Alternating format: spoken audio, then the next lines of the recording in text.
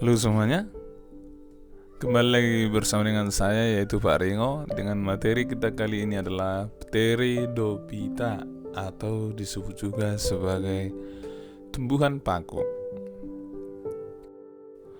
Tumbuhan paku atau Pteridophyta merupakan tumbuhan yang struktur tubuhnya berkormus dan termasuk ke dalam kelompok Tracheophyta. Dikatakan tumbuhan berkormus karena akar, batang, dan daunnya sudah dapat dibedakan. Dan Tracheophyta adalah tumbuhan yang berpembuluh. Selanjutnya Pteridophyta menghasilkan spora sehingga disebut juga sebagai tumbuhan Cormophyta berspora. Pteridophyta itu sendiri berasal dari bahasa Yunani, yaitu pteron atau yang disebut dengan bulu dan phyton yang disebut dengan tumbuhan.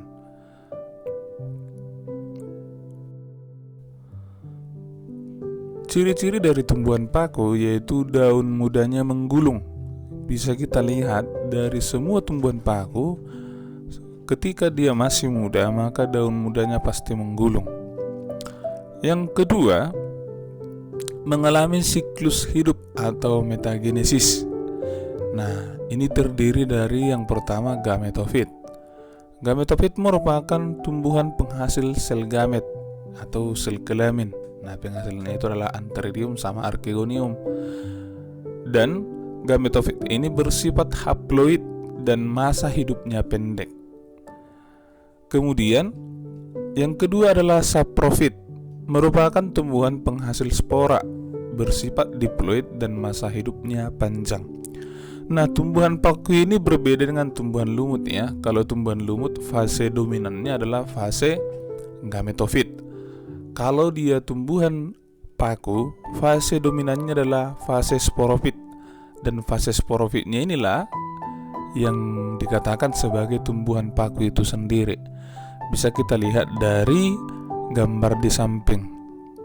Nah, gametofitnya itu ini ukurannya kecil dan biasanya kita tidak pernah melihat ini secara langsung karena biasanya tumbuhnya kecil dan ada di permukaan tanah ya, di bawah. Kemudian yang berikut, habitat dari tumbuhan paku ini sendiri berada di tempat yang lembab. Ya, kalau dia di tempat yang lembab disebutlah sebagai tumbuhan paku hygrofit. Kemudian di air adalah tumbuhan paku hidrofit, dan di kulit pohon itu biasanya sifatnya epifit atau menumpang. Ya, menumpang tapi tidak merugikan dia.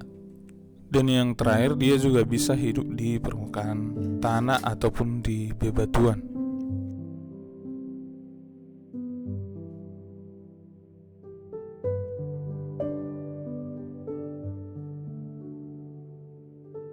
Ciri selanjutnya, dari segi akarnya berupa akar serabut. Nah, batangnya juga memiliki jaringan pembuluh angkut yaitu xilem dan floem. Batangnya ada yang bercabang, berkayu, berbulu, dan ada juga yang bentuknya rizom. Nah, bentuknya rizom ini seperti pada gambar di samping yang berwarna coklat, itu adalah batang rizoma. Nah, di mana batang rizom ini berada di dalam tanah ya. Selanjutnya, Pteridophyta umumnya berdaun, namun ada juga yang tidak berdaun yang disebut sebagai paku telanjang. Nah, contohnya misalnya seperti paku purba, nanti akan kita bahas. Yang berikut, berdasarkan ukuran daunnya dibedakan menjadi dua, yaitu daun makrofil dan daun mikrofil. Makrofil yaitu daun berukuran besar yang terdiri atas jaringan pembuluh bercabang. Kemudian daun mikrofilnya yaitu daun yang berukuran kecil dan terdiri atas satu untaian jaringan pembuluh. Tampak seperti pada gambar di bawah ya. Contohnya misalnya pada kalau dia tumbuhan yang daunnya mikrofil seperti Selaginella. Nah, itu bisa kita lihat pada gambar juga ada tanaman yang daunnya makrofil. Banyak sebenarnya kalau makrofil. Kemudian daun berdasarkan fungsinya dibedakan menjadi dua, yaitu daun trofofil dan daun sporofil. daun trofofil berarti daun yang berfungsi untuk fotosintesis dan tidak terdapat spora atau disebut juga sebagai daun steril. Nah, sedangkan daun sporofil yaitu daun yang berfungsi untuk menghasilkan spora dan disebut juga daun fertil. Tetapi kadangkala bisa juga dua-duanya bisa berfotosintesis, bisa juga menghasilkan spora.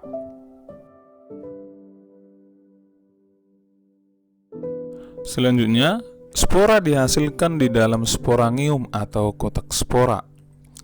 Nah, bisa kita perhatikan pada gambar di samping. Nah, di mana sporangium itu terdapat anulusnya.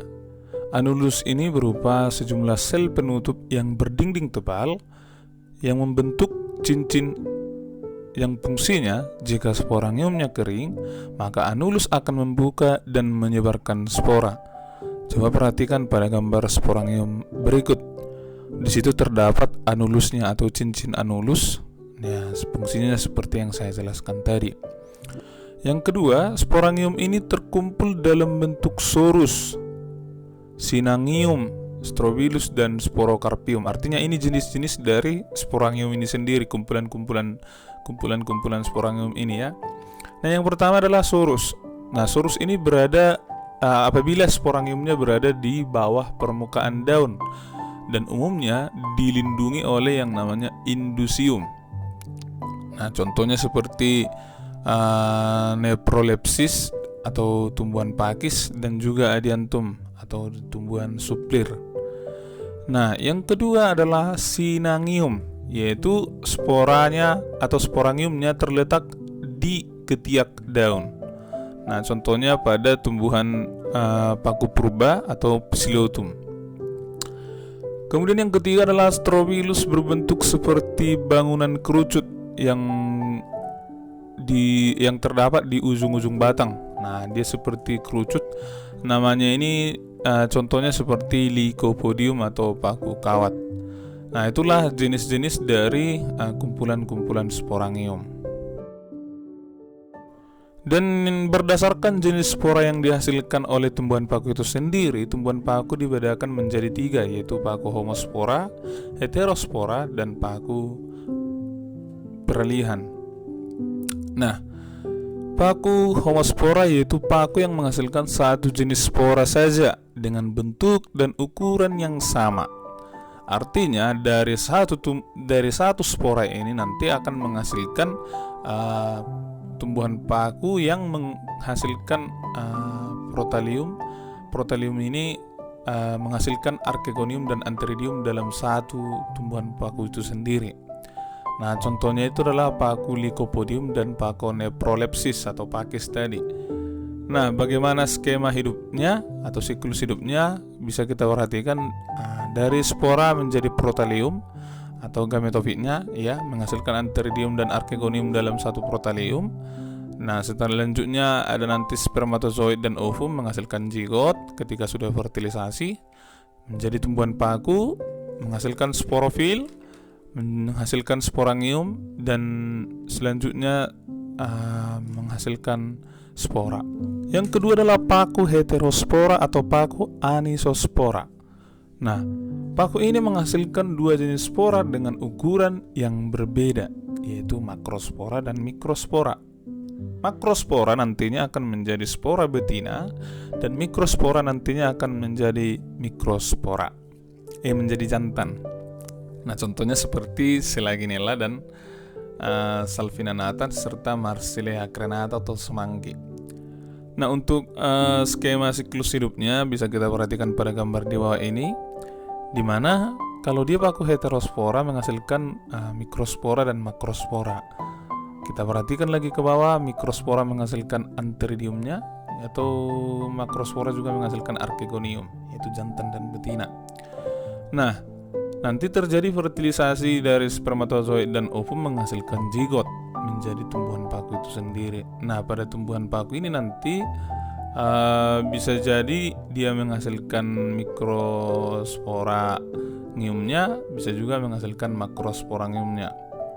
Nah, jadi itu akan terus berlangsung hingga menghasilkan makrospora dan mikrospora lagi. Dari sini bisa kita ambil kesimpulan bahwa ketika tumbuhan paku harus melakukan perkawinan atau fertilisasi membutuhkan mikrospora dan makrospora. Berbeda dengan homospora tadi. Ya, dari satu spora bisa menjadi tumbuhan paku. Kalau dia paku heterospora, dari 2 spora menjadi satu tumbuhan paku. Kemudian ada juga yang disebut sebagai paku yang terakhir adalah paku peralihan. Nah, paku peralihan ini menghasilkan spora dengan bentuk yang sama, ya. Lihat bentuknya sama tetapi jenisnya berbeda. Nah, ada yang sporanya jantan, ada juga sporanya betina, tapi kita tidak bisa membedakan mana jantan mana betina karena ukurannya sama. Nah, contohnya seperti Equisetum debil atau paku ekor kuda. Nah, paku ekor kuda ini bisa tumbuh di mana saja sih sebenarnya. Dia bentuknya seperti bambu kecil. Nanti coba kamu perhatikan di sekitar rumahmu. Nah, untuk siklus hidupnya perhatikan. Di situ ada spora jantan, ada spora betina. Nah, jadi ada spora yang ukuran bentuknya sama gitu ya. Nah, juga akan menghasilkan protalium jantan dan protalium betina, dan menghasilkan antheridium tentunya. Kalau jantan akan menghasilkan spermatozoid, archegonium menghasilkan ovum, dan terjadi fertilisasi menjadi tumbuhan paku. Nanti akan ada sporofil jantan, kemudian ada sporangium yang menghasilkan spora jantan tadi ya. Lalu akan menjadi sel induk spora dan nantinya akan menjadi spora. Ada spora jantan dan spora betina. Nah, demikianlah siklus hidup dari paku peralihan ini sendiri.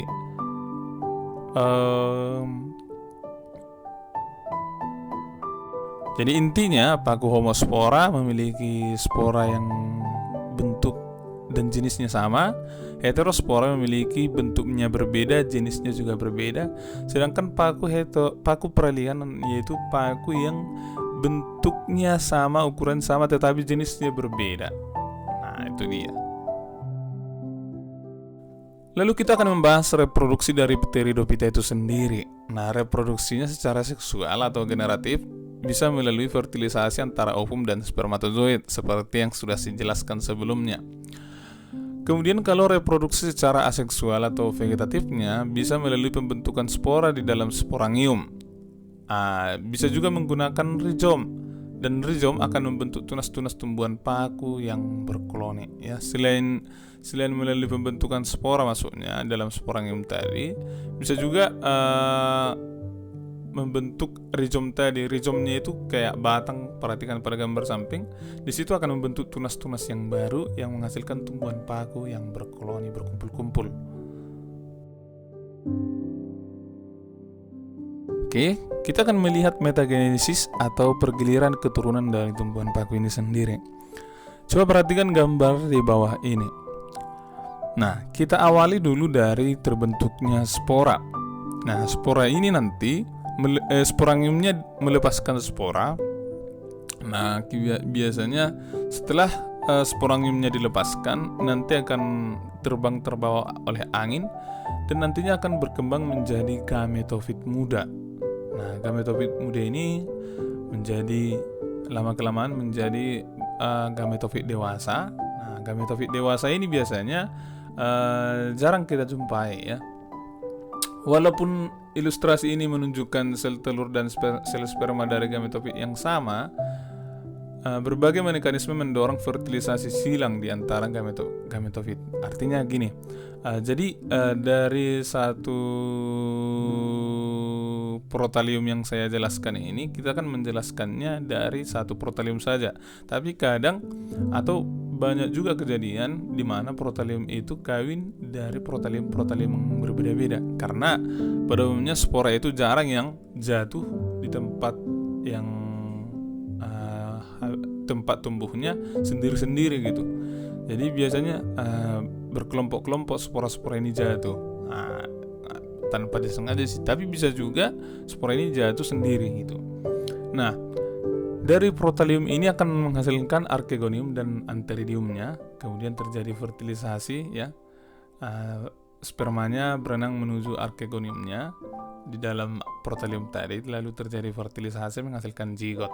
Nah, kemudian zigot akan berkembang menjadi sporofit baru, ya, menjadi sporofit bisa kita perhatikan pada gambar, dan tumbuhan muda keluar dari arkegeum induknya, yaitu gametofitnya. Ya, jadi setelah fertilisasi terjadi dalam arkegeum, zigot ini akan berkembang menjadi sporofit baru dan nantinya akan menjadi tumbuhan paku.